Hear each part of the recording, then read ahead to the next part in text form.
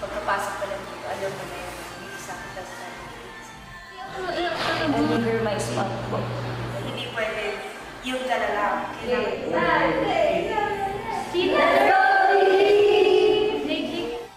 Hello, I am Sofia Alexandra Mercado. You can call me Sofia. I am 20 years old. Hi, I'm Therese Andrea C. Hermoso. I'm 22 years old. Hi po, my name is Charlotte Erica Franz Del P. Secretario. I am 20 years old. Hi, my name is Alexandra Pelaya Abelia. I am 21 years old. Hi, I'm Charlotte Angela C. Hermoso. I'm 22 years old. Ayan, so yung childhood ko, sobrang dami talaga makikwento dyan kasi parang nandun lahat ng happening sa buhay ko. Kasi dun kami nag-start na yun, nag-audition, VTR sa commercial TV shows, and yung big break talaga namin yung surf. Nag-audition kami, parang kami naglalaro lang dun eh, as in, dun din namin nakita yung potential namin, ganyan, kung ano yung kaya namin gawin. Nung mga kinder ata ako, nag-perform kami ng parang dance routine ng mga classmates ko. And ever since then, gusto ko nang nag-perform. Lagi akong ano sa mga performances. So that's when I realized na parang baka performing talaga yung para sa akin. Noong time na yon, yung tita ko talaga, siya yung nag-e-event talaga sa mga K-pop events, ayan. Tapos nagpo-practice sila sa bahay. Tapos ako, tabang tingin lang. Nung high school na ako, nag-start ako mag-try na bakit ganun sila? Lagi sila nagpo-practice, hindi sila nagpo-practice.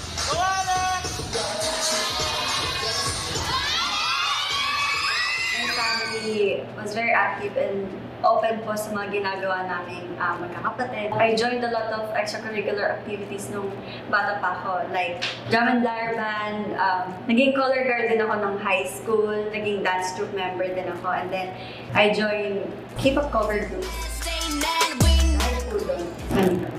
I used to be a commercial model. Yun naman po talaga kami nakilala, kang ni Lumen. Naging artista rin po ako nung bata po ako. So, mahilig na po talaga ako mag-perform, magpasaya ng tao, humarap sa camera.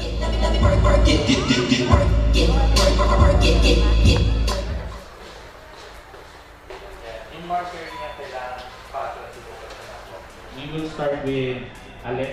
Alex, right? Okay. At first po, it was our CEO po, Sir Charles Kim, who scouted me. Sabi niya, nakita niya daw yung TikToks ko, and then he was monitoring me and the team. Then after that, he sent an invitation po para sa formal audition, which I accepted. So, nag-audition ako and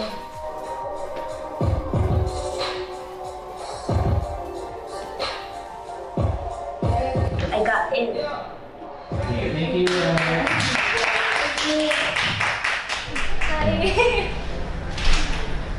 Out of everyone na andito, isa ako sa mga taong hindi na-scout ni Sir Charles Kim. Wala talaga akong idea kung ano yung pinapasok ko that time.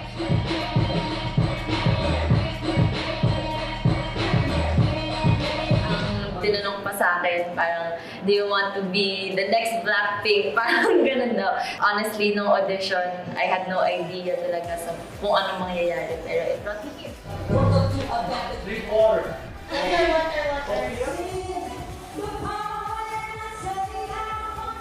I was scouted by our CEO. At first, akala ko, joke lang.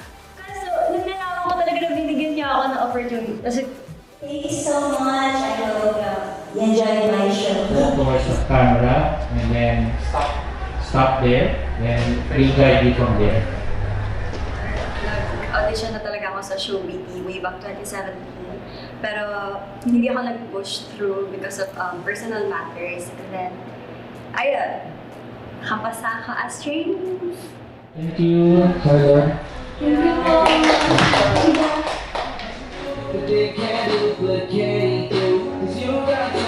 Nag-release, nagbabalak po talaga kami ng twin sister ko na mag-audition po kapag nagkaroon ng girl group ang Show BT Philippines. And then, ayun po, nangyari na siya. And then, sa hard work, patience, and dedication ko po, nandito na po ako sa inyong harapan. We don't know yet who will be selected, so it's much better we better know now. Go back home, talk to your friends, talk to your daddy, talk to your mommy, talk to your dog, and then if it's all okay to be set apart, like the 6 months, let me know. Thank you. Yeah, we gonna go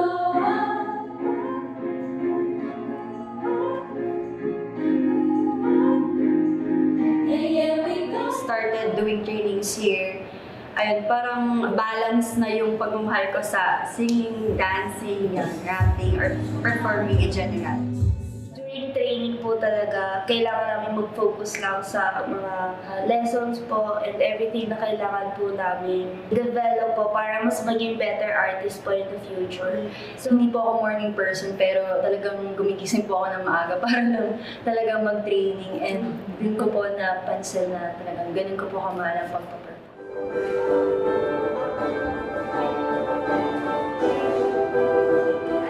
Performing in general with all of my heart kasi hindi ko alam talaga kung ano yung identity ko if I'm not a performer or hindi ako nakakasayaw. I feel like performing is a part of my life already. Don't show up, don't come out, don't start caring about me now. Super love ko yung pagpa-perform. Ito yung nagbigay sa akin ba ng purpose. Kasi hindi ko nakikita yung sarili ko sa ibang bagay.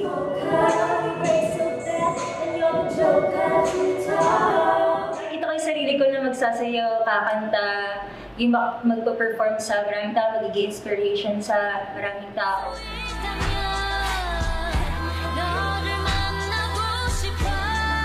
Kasi ang dami rin po namin pinagdaanan as a team.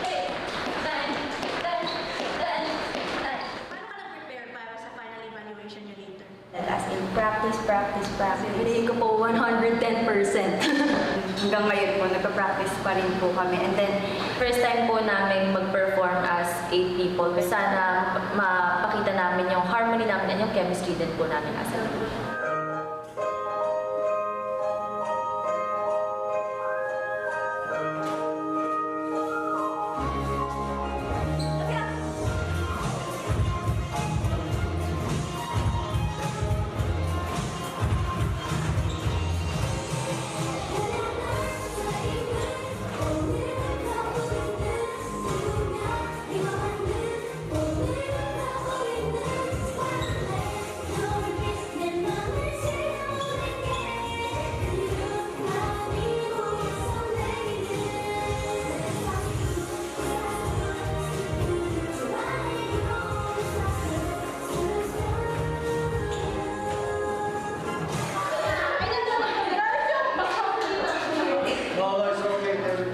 Yun yung grades nyo for month of August. Then ito yung ranking.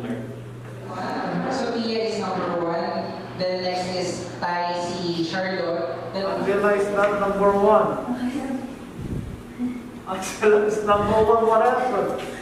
What happened? You still have a few more days, 2 weeks to go until the final. I hope you do your best until the end. But I believe in you and all of you can manage it.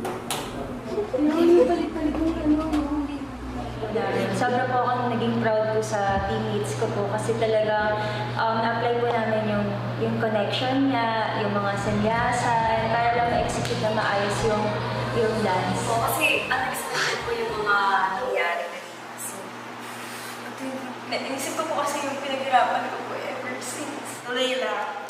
Kasi, ganun talaga.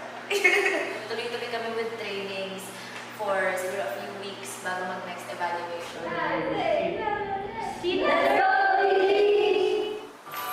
Love you like a brother, treat you like a friend, respect you like a lover. Oh, oh, oh, oh, oh. You can bet that no past one day. You can bet that no past one day. You can bet that no past one day. It could be the couch, I'll be the rubber band. You be the match, I'll be the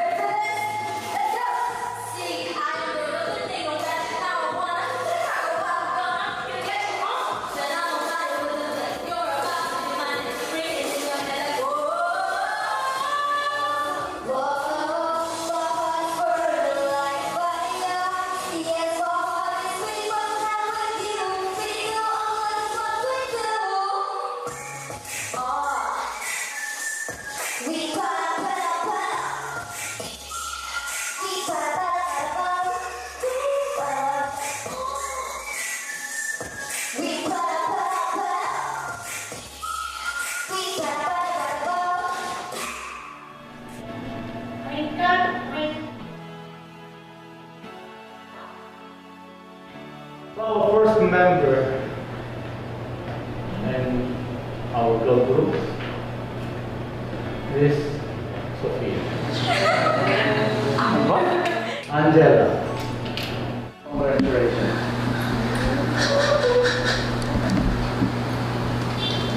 I'm sorry.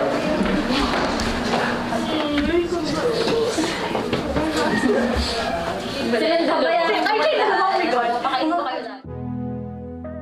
girl group trainees have prepared a mini concert. Ito na po yung last and final performance namin. Lahat, and We were given 2 weeks to prepare for this mini concert. Part of me, medyo kinakabahan. But at the same time, looking forward sa mangyayari mamaya since nakikita na namin yung result ng mga pinagpo-practice na namin and of course yung final lineup.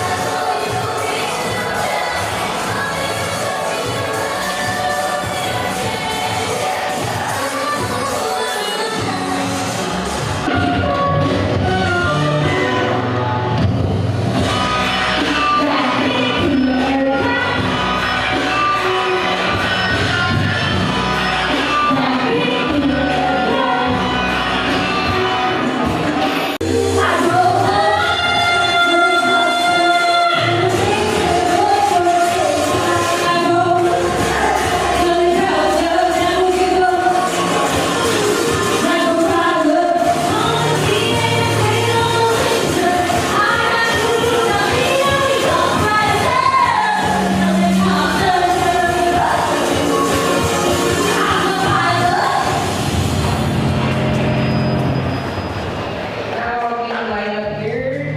So, at this side. Alan will decide to take you in. Alexa, you're in.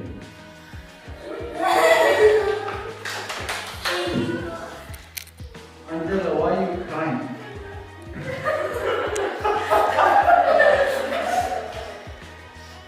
Grace, you're the late comer in the last 3 months, but I believe you showed a great performance. I decide to count you in as a semi-entertainer.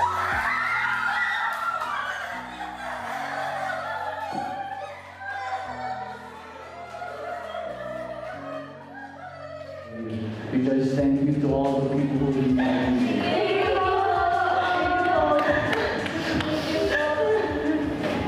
Congratulations, girl! So, how do you feel na lahat kayo pasok?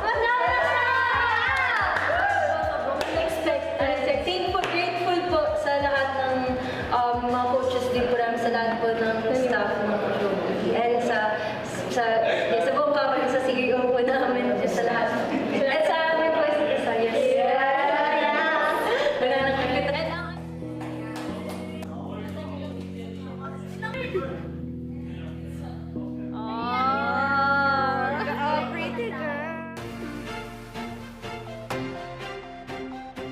Bakit keep fighting?